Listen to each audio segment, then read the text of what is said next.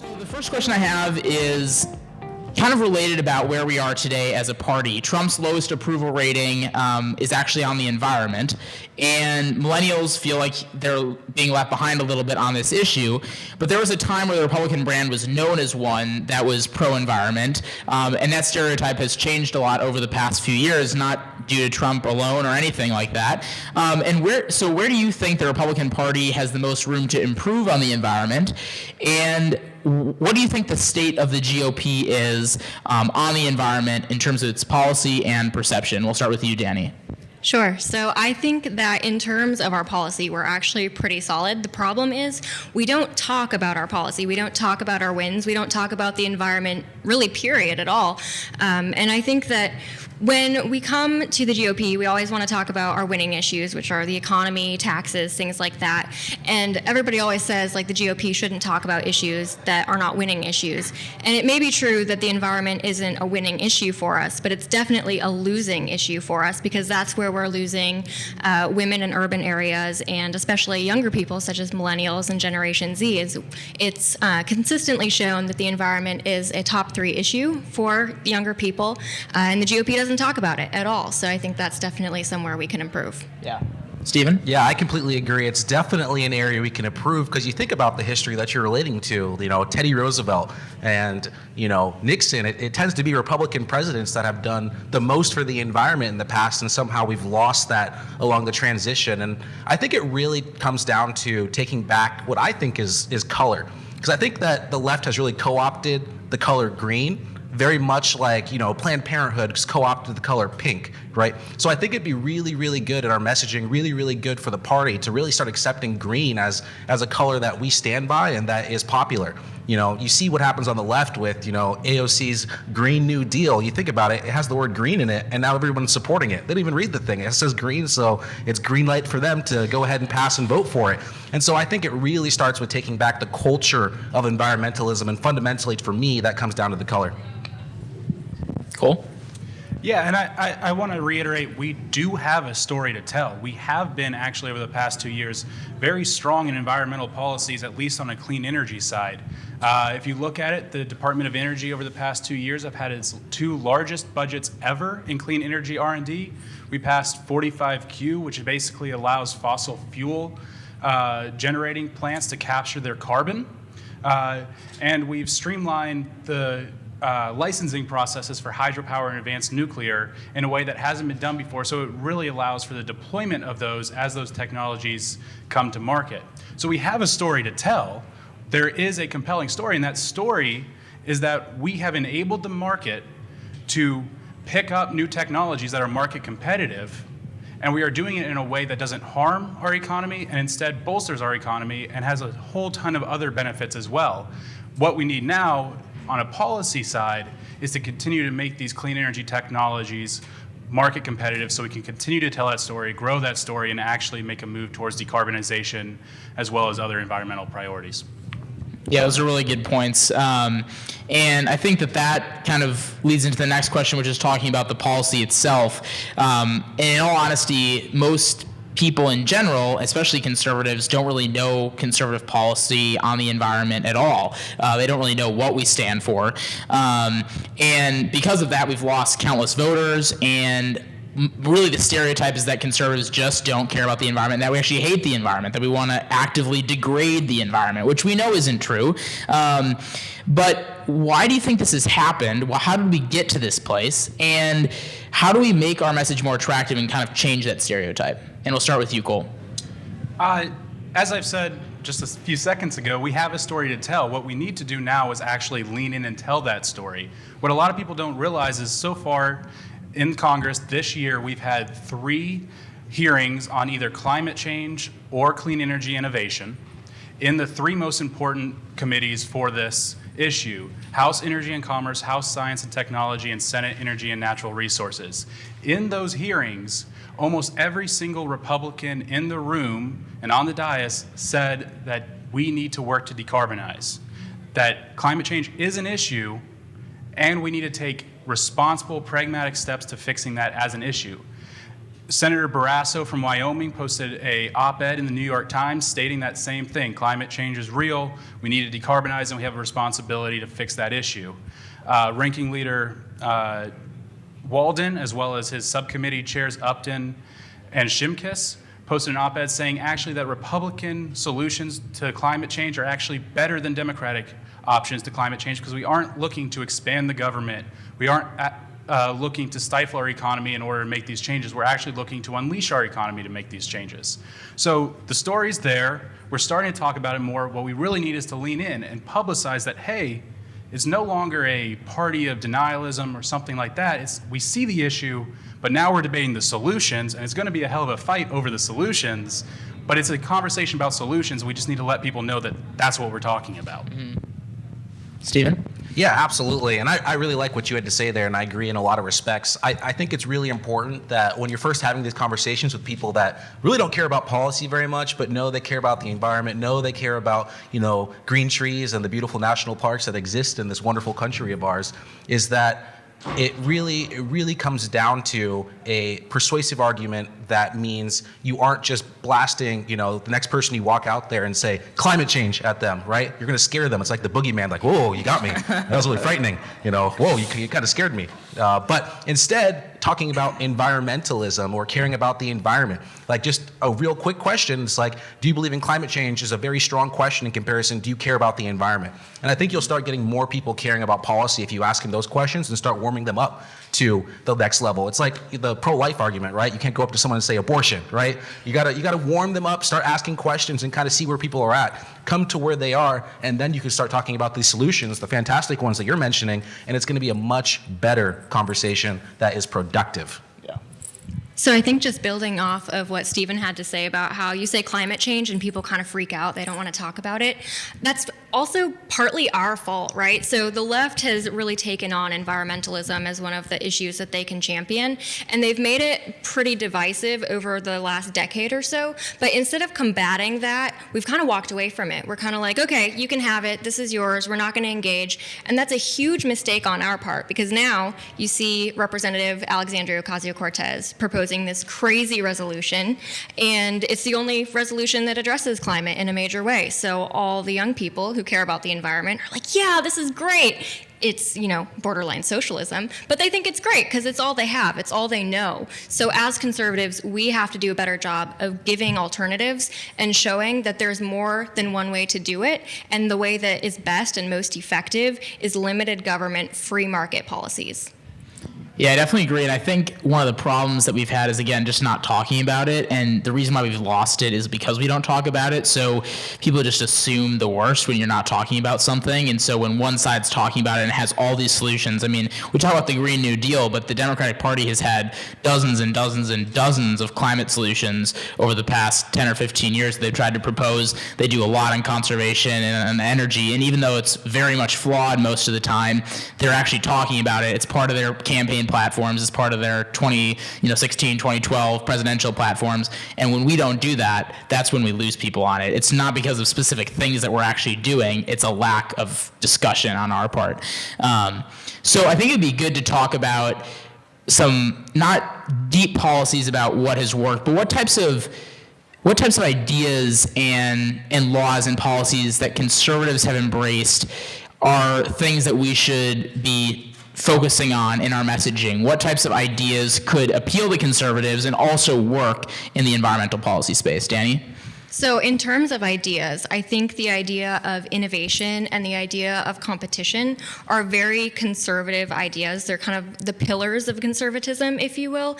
And those are very much ideas that we can use to propel forward environmentalism. So one example would be, I think it's like 100 major companies have agreed that they're going to go 100% renewable energy, not because of a government mandate, but because that's what consumers in the marketplace are demanding that they want from big businesses.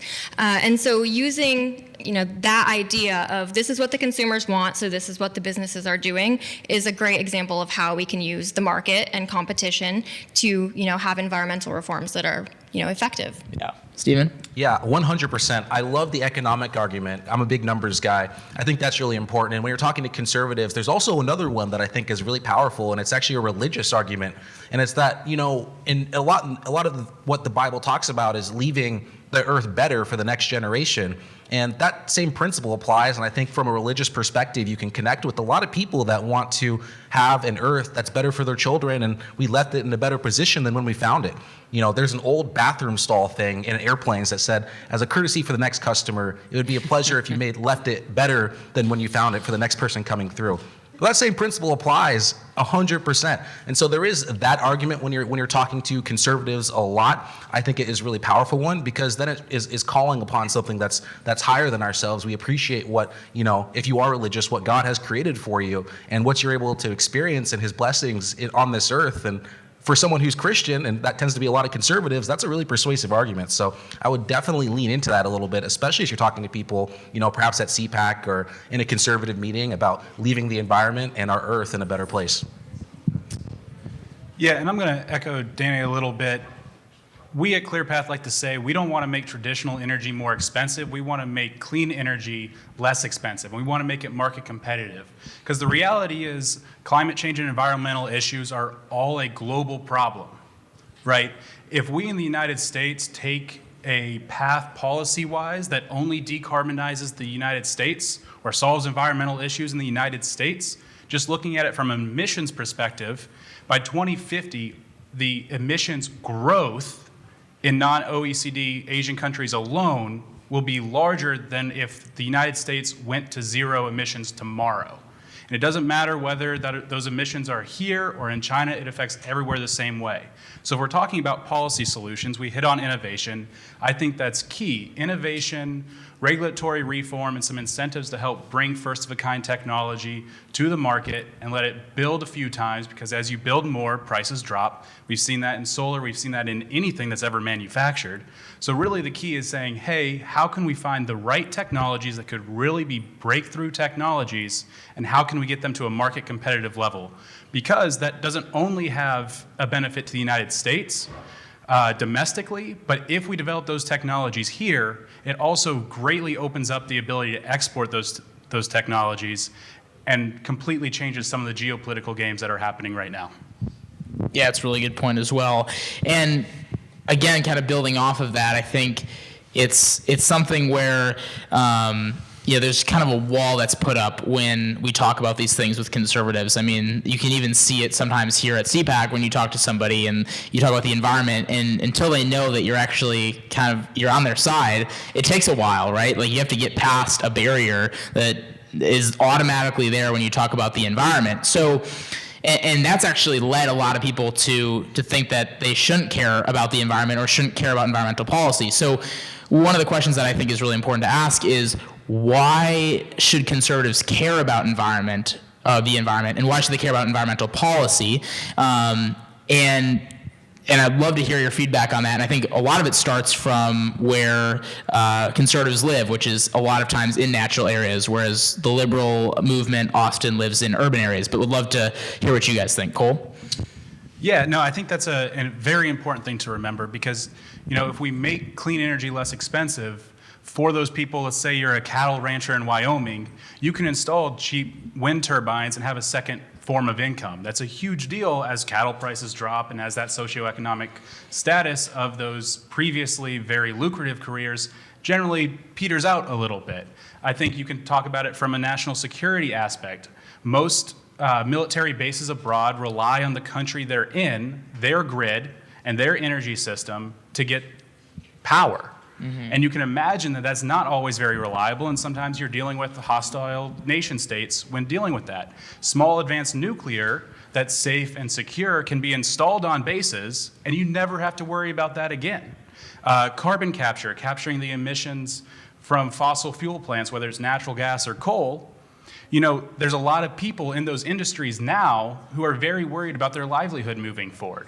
And I think if you develop technologies like that, then you're providing a lot of these conservative voters, a lot of these people in these conservative spaces, path forward to not have to worry about whether their paycheck's going to come in a year or 5 years or 10 years. So there's a huge range of reasons to care about this, and I didn't even touch on health or medicine or any number of other things, and I could go on all day about it, but I don't think you guys want me to. So I'll leave it there, but I think you're right. It affects us where we live. It affects conservatives where they live, and it's an easy story to tell without even ever mentioning just the pure environmental aspects of it. Yeah.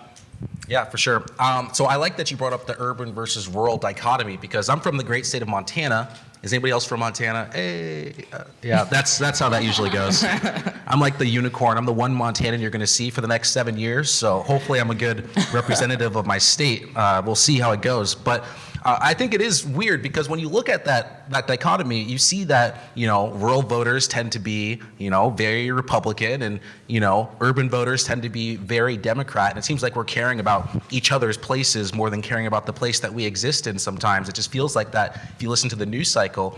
But I really want to focus on that innovation thing and come back to it for just a second, because I think when you are talking to these people and you're talking about innovation, you think about agriculture and how much tech and high tech is in, and AI is in agriculture and managing these farms. I don't think that tech is very, very far away from these farmers. We always have this picture of, someone in overalls that doesn't know a lot, that kind of works at his, tractor plow a little bit. But I promise you, these people are very up to date with technology. They've got internet. They don't ride horses to school. And so we can talk to them about this stuff and, always asking them questions like, when has the government ever innovated something that you use today? Like, did the government create the iPhone? Like, did the government create, the famous meme on the internet, like the Greenpeace versus the thumbstick thing? The thumb drive has saved more trees than Greenpeace ever could, which was a government initiative. And so always bringing it back to that, that there's an incredible opportunity, an incredible market for these types of technologies, these types of products that can really shape the future. And us being at the forefront is one of the key things that we can do for our party. I have one. I apologize. I'll hold on to this one. So I think conservatives should care about the environment because I think everyone should. And I don't know anyone who actively hates the environment. I think that right now there's a narrative that conservatives don't care because they're not talking about it or because we don't support the mainstream solutions. But I think we need to, dispel this notion that just because you don't support the mainstream ideas doesn't mean you don't support it in general. Just because you're not for the Green New Deal doesn't mean that you hate the environment. Mm-hmm. So as conservatives, it's our job to talk about it more because we do have to change that narrative. And it is an uphill battle, but it's not one that we should walk away from. Yeah, really good points. And actually, there's been a lot done on these issues over the past 2 years that really flies under the radar. And I didn't really start deeply following environmental policy until probably 3 years ago. But the mainstream media and the conservative media and the liberal media, they don't really focus on the solutions that have been going through Congress and a lot of times in states as well. I think, Cole, you probably have a pretty good read on things that have happened over the past couple of years and in Republican power in the House and the Senate. So if you wouldn't mind just talking a little bit about some of the successes that have happened through Congress that the president has signed and Republicans have either co-sponsored or introduced, and really allow us to dive into some of the work that's already been done, even though it comes across in the public eye that nothing's being done by Republicans on the environment. Yeah, and I'll stick to the energy space because that's what I know best. And I referenced this a little bit a few minutes ago in my first answer. The DOE R&D budgets have reached their highest levels for the past 2 years. Republicans in the appropriations process have given more money to developing clean energy solutions than any other administration ever. That's big. People don't realize that. That's a surprise to most people. We've passed 2 standalone nuclear bills. We haven't done that since 2007. Some would argue 2005, but that's semantics. There's multiple other bills in the process. Use It is one that focuses on building CO2 pipelines. There's a number of other regulatory fixes that are currently going or in process. And I think it's important also to not, as Danny mentioned earlier, talking about utilities and corporate decisions around this issue. Xcel in Colorado, one of the largest utilities in the United States, committed to going to 80% clean by 2035 this past year and wants to go to 100% clean by 2050. They did put a marker on it, however, and said, look, we can't do this solely on renewables. We need carbon capture technologies, so we're going to need fossil fuels that don't emit. We're going to need advanced nuclear. We're going to need these things to actually get to this point. The people who are putting it into the ground, the people who are running our energy systems are saying, look, we can do this if we have the technologies, if it's market competitive. To go one step back to policy real quick, I'll just jump down to a state, in a very liberal state. California passed SB 100 last year, which often gets talked about as a 100% renewable pledge or goal. It's not. It's a clean energy goal. They're going to 60% renewables by 2035 or 2030, but beyond that, it's a 100% goal that's clean. Even California, one of the most liberal states there is, has recognized that there is room for other zero-emitting technologies, and not only is there room, it's the only way to get to where we need to go. Yeah. Stephen or Danny, anything to add? I would just say that the Trump administration championed the Save Our Seas Act, and nobody's talking about it. So that just kind of goes back to the overarching theme of, as Republicans and conservatives, we need to champion our wins and show that we do care about the environment, and we are acting on it. Right. Yeah, and there was the Land Water Conservation Fund authorization that was just unanimously almost passed in the House, and the Recovering America's Wildlife Act is another really good example of a conservation legislation proposed by a conservative that's getting a lot of attention, and it's about conservation. So in conservation, energy, and climate, there's a lot of action. We just don't hear about it, and as conservatives, we actually actively need to seek it out. We need to look at where these legislation and pieces of legislation are going and share it out to every person that we know, because it just shows that we do care, and there's examples of it. Cole? I just want to kind of build on that from the messaging perspective. The policies are there. The ideas are there. We haven't owned the narrative in the past because, frankly, as Danny said, we haven't attacked the narrative. We've let the Democrats have it. And as long as we're held to the Democrats' narrative, we're always going to lose a narrative that we don't own. Mm-hmm. However, now, as you've seen the left take a very far extremist, large government view on the issue that almost everybody recognizes will stifle the economy, we have an opening. We have policies, we have ideas, we have the ability to put forth pragmatic, smart, economically sound, fiscally sound solutions. And if we do that, we could not only control the narrative, we can actually fix the issue and bring back some of those voters who have left the party because they're worried about these issues. I'll actually jump in really quickly. Yeah. I'm going to echo what Benji was saying about the need to seek out conservative environmental policies that have been successful, because when you're engaging with someone in conversation and you're saying, yes, conservatives do care about the environment, they're always going to ask you why or how, or do you have an example? And if you don't have something to point to that's solid, you're going to lose. They're not going to hear you. Mm-hmm. So it's important that if you're trying to advocate for conservative environmental reforms, you have something solid that you can point back to.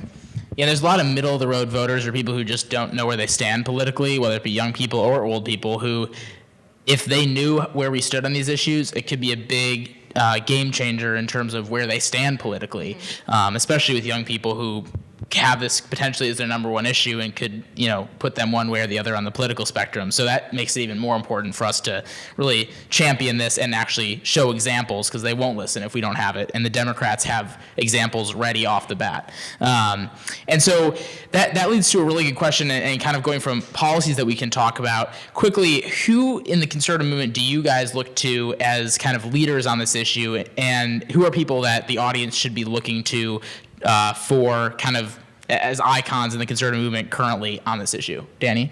Sure. So I look to ClearPath pretty often, but I also look to CRESS, which is Citizens for Responsible Energy Solutions. I'm a big fan of them. If you're looking for anything energy related, I would definitely recommend. Any politicians? Yeah, I like Stefanik. There's a couple. I tend to be more oriented towards the organizations because I think there's more voices that way. Yeah. Stephen? Yeah, I'd actually look towards my home state a little bit, because I think that Senator Steve Daines has been doing a pretty good job at this. And I think it's really important, because you definitely see a conservative voice, but you won't hear it anywhere in the media or anywhere in the stream. I just want to push back just a little bit to what we were talking about earlier in terms of controlling this narrative. The left is trying to take your straws out of your like drinks, and they think that's how we're going to solve these environmental problems. Like, it's such a small thing, and they're just trying to like do the worst thing possible. Like, I know what we're going to do. They just got in the huddle and they're like, we're going to take their straws. We're going to make them feel the burn. We're going to take their straws. And it's totally ridiculous. But coming back to where we're at, I think a lot of things that you see from Western type of legislators tend to be generally okay. No one's going to be 100% on either or. But I do think, and I would point towards Steve Daines as a good example. I'm going to go a little of a surprising route. I referenced 45Q. The person who really made that happen in Congress is Representative McKinley from West Virginia. You don't normally think of someone from West Virginia as probably the person who had the largest impact on the environment in a positive manner that we've seen in the last 4, 6, 8 years. Yeah. Because what he did was say, hey, not only do I want to make the environment cleaner, not only is it an issue and I want to solve it, but by pursuing this policy, I can ensure my constituents have a role, because it's a very big coal state and a lot of his constituents either are in the mines or obviously benefit from selling coal around the country and around the world. He said, look, I recognize that this is a problem. I recognize that climate change in the environment is a problem. And this is the path forward for the people in my district to both make an impact positively on the environment and keep their economic prosperity and grow it over the long term. You don't expect that from a Republican from West Virginia, but he had a greater impact than just about any other member of Congress in the past 5 years on this issue. Yeah, that's a really good point. And there's a lot of kind of diamonds in the rough, per se, on the environment within the conservative movement, people that you wouldn't expect. And from states you definitely wouldn't expect. I mean, we heard Montana and West Virginia. I mean, most environmentalists look down on those states in terms of, especially in terms of politicians. So the final question before we open it up for any audience questions, because I think we're running out of time here, is what do you think the easiest way for conservatives to engage on the environment is and tangibly make a difference and try to change this dialogue? And how can they do a better job of reaching out to their legislators or other activists about it? So basically, how can they make a difference on this issue? Danny? So I'm going to answer the last part first, which is how can they make a difference with their legislators? Shameless plug, get involved with ACC. But as far as like helping the environmental movement, it's really just as easy as talking about it. You need to let people know that conservatives do have their own ideas and their own solutions, and you need to be a vocal advocate for them. Stephen? Yeah, I think that's big, and I would actually plug, especially if you're a college student, there's a wonderful organization called ACC Campus that is storming campuses nationwide and is 100% the go-to solution for students who care about the environment, are also conservative. And I think we just need more people on these front lines, like Danny said, really, proclaiming the good word, so to speak, so that, this conversation can start to happen a little bit. I was talking to, one of my lefty friends, like he's crazy left, like past Kamala Harris, like right next to Bernie left. And I talk to him about the environment all the time. And he's like, Republicans don't care about climate change. Conservatives don't care about climate change. And it really, after talking with him left and right, it ended up he was actually closer to where I was, because I started talking about the Green New Deal. I'm like, okay, well, is $93 trillion a feasible budget? Yes or no? And then we kind of had the conversation after some back and forth and some beers. We kind of came to a place of general consensus. And I think that's really powerful, because at first you were talking to this guy who's way to the left, absolutely hates everything I stand for other than my drinking habits, and has no idea that I even cared about the environment in the first place. And after a conversation, we came to a place of mutual understanding. And I know that's pretty anecdotal, but I think it's pretty powerful that conversation really does change people's narratives, change people's perceptions. And when we all have these conversations, we're going to be a stronger force because we do. Yeah, I don't have much to add to that. I think framing the issue is always important. As Stephen said, there are a lot of policies out there right now that are large government, expensive policies. I think saying, yes, congressional Republicans across the country are recognizing that environmental issues are very important, and they do have solutions. And you could talk about the solutions and say, hey, look, we believe in innovation. We want to drive costs down, not up. There's a great equity argument in there as you talk about people who are not economically well off. They can't afford some of these policies that Democrats are pushing right now. The reality is we have the ability to frame the argument that we can fix these issues in a smart, economically sound way that makes everybody better off. And I think politicians are realizing that. Politicians are hearing from swing voters most definitely that this is a huge issue. And I think the more that we can create a groundswell of people consistently in conservative politics who say, yeah, we have our 1 to 3 issues in the Republican Party or in the conservative movement that are always at the top, but right there too is environmental issues. The more that they realize that it's not just swing voters who are going to make decisions based off of this, the more it's safe for them to say, hey, we got to act on this and we can act in a smart manner. Steven? Yeah, absolutely. And I just want to say just one more thing too, because I think, and I want to say this just because it happens to me when I think like we need to get a bunch of people involved, we need to start taking action, like there needs to be at least 500 people at our next ACC meeting, right? That doesn't necessarily need to be the step. I don't know if you all have seen this movie, it's pretty wonderful. It's called 300, and 300 of these Spartans were able to fend off an entire army. Well, what we can do here with a small well-trained activists is really push the needle in a very positive way. It doesn't take a lot of people to take over a hashtag on Twitter. It doesn't take a lot of people to do activism on campus. And so a small group of bandits, every time in history, you've always seen a small group of people that are rising against the greater tide. I mean, that's all of us in this room right now. We can go forth and fight the good fight, talk about environmentalism, and I think it's a really powerful thing we can do. So I haven't seen that movie, but just to add on that, I would say stop playing defense when you could be leading. This is a topic that we can be leading on, and we should be. And I would just add one last point here. House members especially, they don't get a ton of calls to their office, right? If 5 to 10 constituents in their district come to them and say it's an issue, to them that sounds like a huge issue. And it should be a huge issue, but you don't need huge numbers to convince members that it's a huge issue. Yeah, I think I want to point back also to one thing, Stephen, you said about how powerful it was with your friend. It's amazing how on this issue alone, you can find so much common ground with somebody who's independent or liberal. And even though you guys might disagree on the solution, right? I mean, maybe they're not full Green New Deal, but they probably disagree with you on the type of solution. You can agree that it's a problem, that you want to have a good dialogue about it. That's something that you can't do with a lot of other issues. And so it really is kind of a powerful topic to talk about when you have the opportunity to with somebody who's different and across the aisle. And then even a conversation like that probably changed his or her mind on whether or not they think conservatives care about the environment. And that, that one mind goes to another one, and it really is a snowball effect.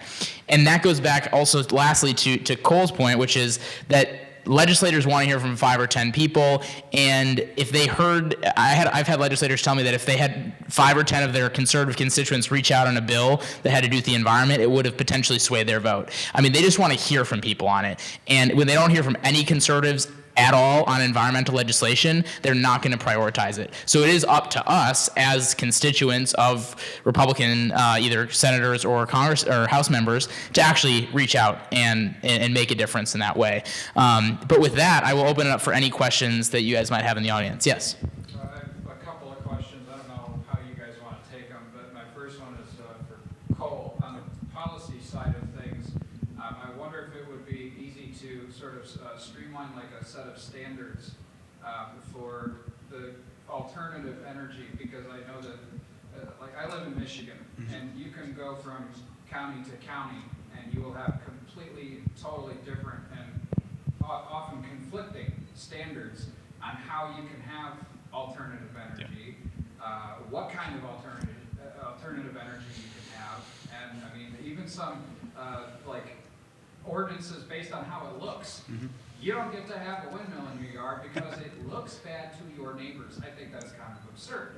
I do have other questions, but if you wanted to respond to that. Yeah, I mean, there's no real set answer to that. The best I can say is there are a ton of regulatory issues that need to be figured out. Siting is one of the huge issues in this process. And I think as we talk about overall global or even American decarbonization, one of the issues with siting that's so difficult is we really need to capture carbon, whether it's on existing plants or just direct air capture. We need to build CO2 pipelines in order to transport that carbon to some place you can use it.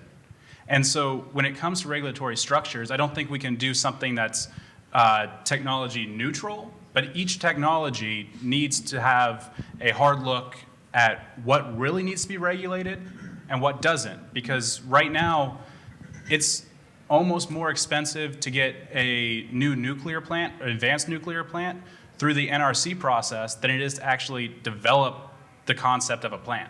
And that's an issue. It's expensive. If anyone else doesn't have one, I got one more. We'll come back to you. Just one. Yeah, Alex. What do you think is more important, trying to get liberals to believe that conservatives have solutions for climate issues, or convincing conservatives who don't really care that much about the environment to care about the environment? I like that one. Cool. So I actually call it the tabling principle. And you have to get a team before you can do activism, right? So I think it's both, but the first step is certainly rallying a base, creating like-minded people around you that can then perform activism and persuade the larger masses. But it definitely starts with finding people that, agree with you. It's like, hey, you conservative? Cool. Do you care about the environment? Awesome. Let's hang out. You and I are bros. We're bros now. That's great. And now we can go out there and start persuading the masses, and two heads are greater than one. And so it's that same principle. It's the tabling principle. You can find like-minded activists that agree with you, and then together in numbers, you're going to be more persuasive and more powerful as a collective, cohesive unit. Yeah, and without kind of getting conservatives together who care about the environment, you're not going to be able to convince people who are on the other side that you do care. So I think you do have to do that first step, but without the first step, you can't have the second step, but they do go together. It's just a matter of getting people together. And I think at this point, we have a lot of people and organizations and opportunities that we can point to already to left of center people to show them that we do care, but that doesn't mean that we can't stop growing our base, because that's vitally important. And I'll not to take it back to politics every time, but the reality is in the Senate, to pass any large, comprehensive environmental or energy policy or climate change policy, you need 60 votes. I don't see us having 60 votes on either side anytime soon. So just from a political perspective, you need both. And for Republicans now, I am very worried that this issue could become our next healthcare, where we just deny solutions on the left until eventually they have numbers to cram a not so great policy down our throats. And then we're stuck with a bad policy that not only is bad, economically or for the overall system, and doesn't actually fix all the issues it set out to fix, but we get beat up with it in elections constantly. I mean, we're still reeling from the healthcare debate because we didn't have a real solution to put forth. We can't let the same thing happen when it comes to climate change. Yeah.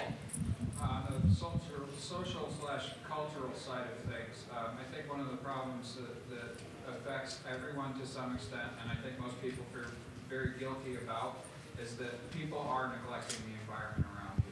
If you've ever driven down any interstate anywhere, there's trash everywhere. I mean, I've never once considered just throwing trash out of my window as I'm merging onto the highway. But for some reason, there's so many people that do that. So I think that the culture change needs to be something that we work into the Republican messaging as we're talking about, individual responsibility and how that ties into the policies that we make or the activism that we're doing, et cetera. So I was wondering what the ACC or CPAC maybe is already doing on that or intends to do at some point. Sure. So I think that part of the problem is that sometimes conservatives kind of have an own the libs mentality. So if liberals are saying don't litter, conservatives want to do it just to stick it to them. I know that's so childish, but it's true. You see it all the time. Politics is childish. Exactly. So we have to get rid of that mentality that just because they're for this means we have to be against it. And I think that if you have reasonable one-on-one conversations with people where you're talking to them on an issue where you have some common ground, like Benji was saying, that's a really good step towards changing the overall culture. And I think that this is an issue that, like Benji was saying, the left and right can come together and say this is a problem. It's just a matter of getting there and getting them to agree. Yeah, and as an organization, we do a national cleanup day every year where we're working on that, and we focus on natural areas instead of just urban areas, because the natural areas are the most affected, like ocean shores and forests and everything are really affected by that type of thing. So that's something that we're doing, but it does come back to individual responsibility, which you mentioned, and that's something that conservatives really do deeply care about. And so bringing it back to that is a really easy way to help engage conservatives on this issue and and make them realize that doing something that small, like not throwing a banana peel out your window or a plastic bag, even is a good thing. Like not doing that is a really good thing, and it does matter, and it adds up. It's kind of like voting. Like you think the argument's, oh, your one vote doesn't matter. Oh, if I throw this out the window, it's just me. It's just one bag, whatever. No, it's not, because there are other people thinking like you, and the more people that don't think like you, the more that problem gets solved. So.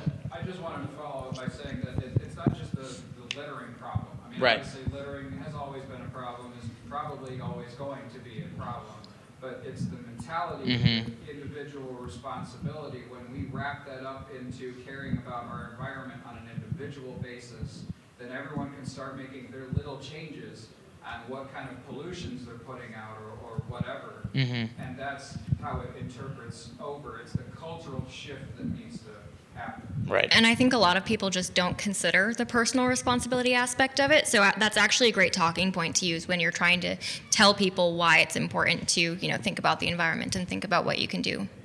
Thank you. Yeah. Any other questions? Yeah. Which environmental issue do you think has received the least amount of attention, and do you think that conservatives have the best message for resolving?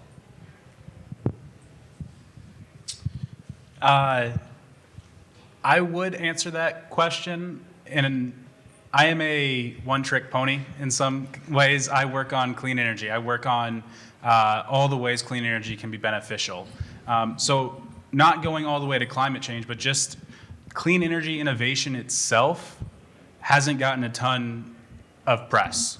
When we're talking about broad economy-wide policies, we talk about a carbon tax or cap and trade, and we don't support those ourselves at ClearPath, but what's often missing from that is the innovation piece. We can't solve a global issue without innovation that provides technologies that all countries can use. So I think that aspect of the climate change debate, or of the health debate, or of the national security debate, all of that plays into that issue, and it's not talked about enough, and it's a place where we can really own, and we have started to own that, as I mentioned earlier. Like, we are investing more in clean R&D than any other administration previously. It's there and we can own it, and it's not talked about enough. So I would agree with his answer, but for different reasons. I would say that renewable or clean energy is definitely something that conservatives overlook too often. And I think a lot of it is because when you hear something like green energy, a lot of conservatives immediately think of subsidies, and that's something that they're traditionally against. But if you look at it from the perspective of competition and innovation, it's really a conservative topic that we can champion and lead on, especially if subsidies is your hang up, then just get rid of subsidies for all energies, including oil and gas, because they also receive them. Yeah, I actually differ. I think conservation is something that conservatives are the best at, that we have the best answer to right now. I think conservatives have to create a really good climate answer. I think that's really important. But in terms of your question and the aspect of what are we best at, conservation is what we're best at, and that's something that we've championed for literally 100+ years. It's just that we haven't recently. And so, in terms of our talking points, but in policy we have. I mean, I was talking about some of those policies earlier. So I'd say conservation, and that's something that we should talk about more because it's in our name. I mean, conservatives care about conservation. It derives from the same meaning. It's caring about the land. It's having personal responsibility, like we touched on, and so I think that's, in my opinion, the thing that we don't talk about the most, that we have the best answer on. Other questions? Sure, one more. Yeah, I wasn't here earlier, so I might have missed this, but for the ClearPath representative and also for Danny, when you're talking about investing in clean energy, you're saying there's a lot of money going to R&D. Wouldn't that be a subsidy? If not, what is the solution for making sure that they're compatible or even competitive in a marketplace where at least oil and gas have a huge market share already? It's very difficult. Yeah, so just through the intergovernmental process, appropriations is just the government's budget and where they put it. So that's where a lot of the money has come from, is just the regular government budget. On the incentive side, I actually differ from Danny a little bit. I think we do need incentives. The problem that we've seen with solar and wind is actually how they're structured. Right, so we keep extending tax credits and incentives to these technologies that have already seen drastic price reductions, to the point where now in some of the western states, wind is so cheap, and then you add on a subsidy, they're actually bidding into a market below zero. So they're paying a utility to take their power. That's an issue. That's where incentives go bad, right? So what you need is a system where the incentive scales down as you build more, as you increase market share, because incentives are important to deploying the first of a kind technologies.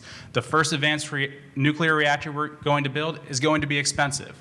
Carbon capture plants right now are expensive, but they have glide paths to where the 10th project is going to be much less expensive.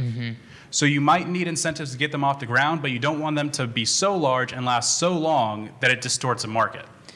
And I think conservatives traditionally haven't been against research and development. It's kind of like, investors and entrepreneurs, that's something that conservatives embrace, right? It's putting money into something early on, helping it grow. That's a conservative ideology and something that every Republican president has supported and conservatives support. So I think when it comes to R&D, that's something that, obviously to allow something to compete, it has to get off the ground. So I would definitely agree with Cole on that. Yeah, and I would agree with what Benji said. I think more of what I was speaking towards is when we subsidize something for so long, the innovation stops happening because there's no incentive to innovate. Yeah, it's subsidies that don't need to be there at all. Right. All right, well, with that, I will close. I think we're past time, but really appreciate everyone coming on such a short notice and with limited visibility in terms of the CPAC agenda. But I think that this issue, and as we've proven up here, is something that conservatives can take back, that we can win with, and that we have to win with to move the movement forward and the environmental movement forward. So thank you very much.